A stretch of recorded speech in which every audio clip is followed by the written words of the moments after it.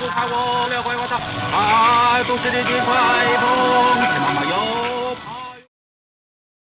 to the ACEVEDO video store. Today we're going to review Black Magic from 1975, directed by Ho Meng Hua, produced by Shaw Brothers for its 50th anniversary because the movie premiered on October 2nd, 1975 in Hong Kong, and it's now October of 2025. So, the Halloween spirit, let's review this movie.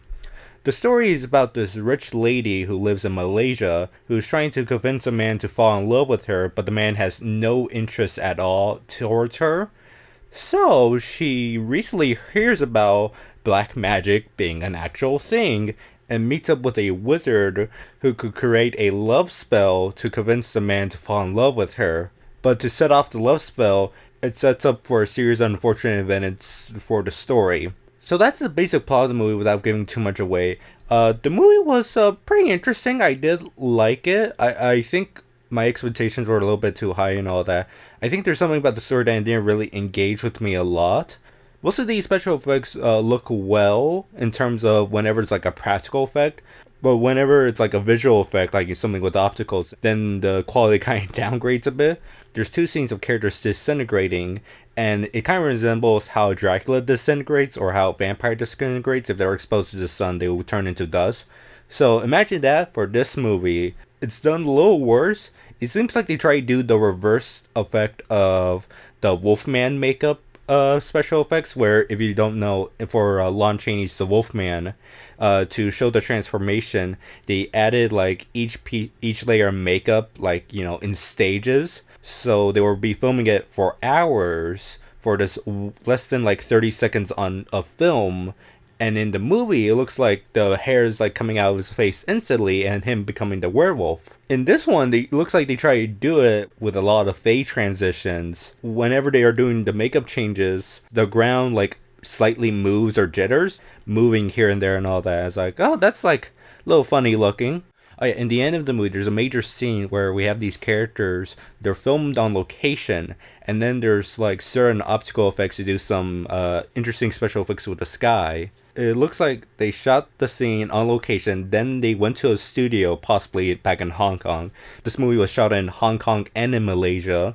Malaysia for all the location stuff, Hong Kong for all the interior scenes. Of course, you could tell whenever they go back to Hong Kong. Well, most of the time, whenever it's like the forest scenes, it's like, oh, we're in the forest. Cut to them in the studio of them in that same forest. But back to that scene with the sky. For the stuff that they shot in the studio, it looks like they were standing in front of like some rear projection or some like projection screen, or maybe it was like they blue screened themselves into it, and it looks really off. The lighting on the character does not match with the lighting in the background. But aside from like the flaws with the special effects, some of the cinematography is actually quite creative throughout the movie and all that, especially when we get closer to the ending. I did like the movie's soundtrack, which is stolen music, of course, with every Hong Kong movie. Well, most of them. But I noticed steals music from Tangerine Dream, Rubicon Part 1.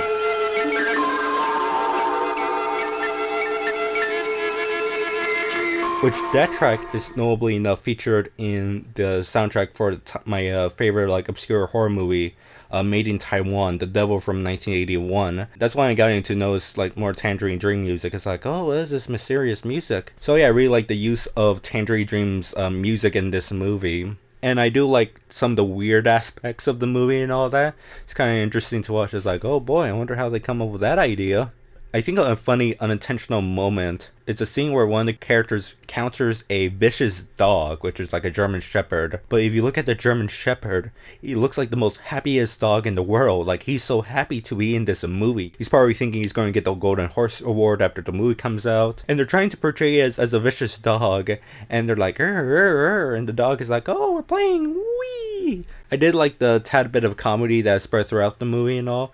I watched the movie with the English dub, which added to a different effect to the movie itself, because of course you're watching a foreign film with an English dub, especially for Hong Kong movies where they're not filmed with on-set audio, so no matter what version you're watching, it's always dubbed. Of course, there's a bit of the hokey line delivery that is in the movie for an English dub, but there's also this one bit that kind of caught me off guard, to the point that I had to check the different audio tracks to see if it had the same mistake.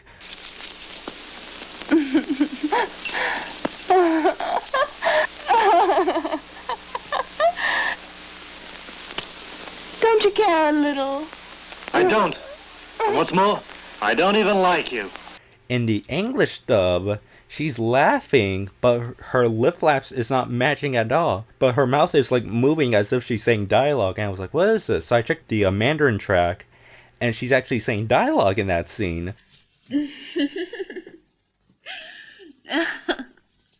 我对你一番苦心，你不明白。你真的那么绝情？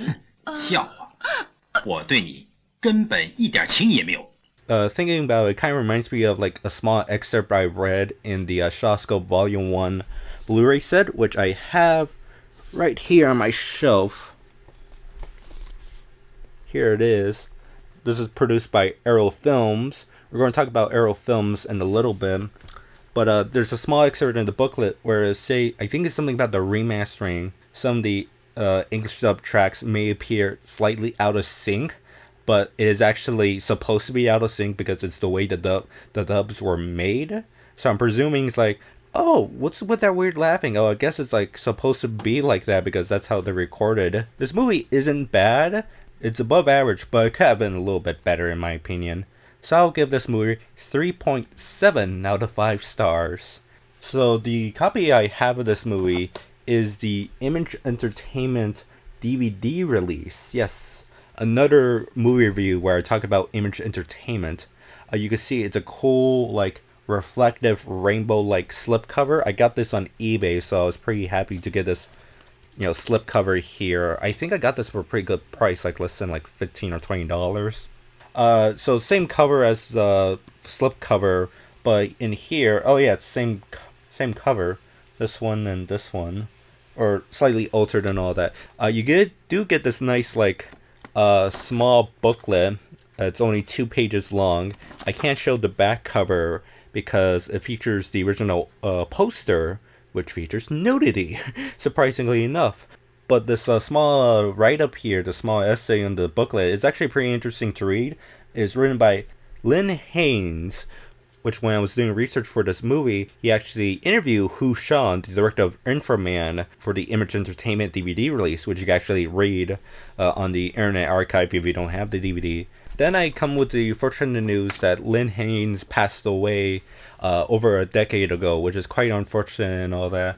I wonder if like this essay has been archived or like you could like read it anywhere else, because Lynn Haynes, I was doing a little bit of research, he has done like essays and audio commentaries, so I wonder if any of his stuff is out there or is like remains in the realm of out of print DVDs, which is a terrible realm to be in. This DVD also includes a business reply postcard, which includes some information you could like fill in for yourself, like please provide your email, where you purchased this DVD, and you could tell this DVD release is pretty old because you got Borders, Circuit City, Fry's, Tower, Virgin Records, you know, the Virgin Records store. So we have Borders, Circuit City, Fry's, all went out of business. Best Buy, it mentions Best Buy. Best Buy no longer sells DVDs or Blu-rays in their stores. You can buy them through their website, but it's like through other third-party retailers.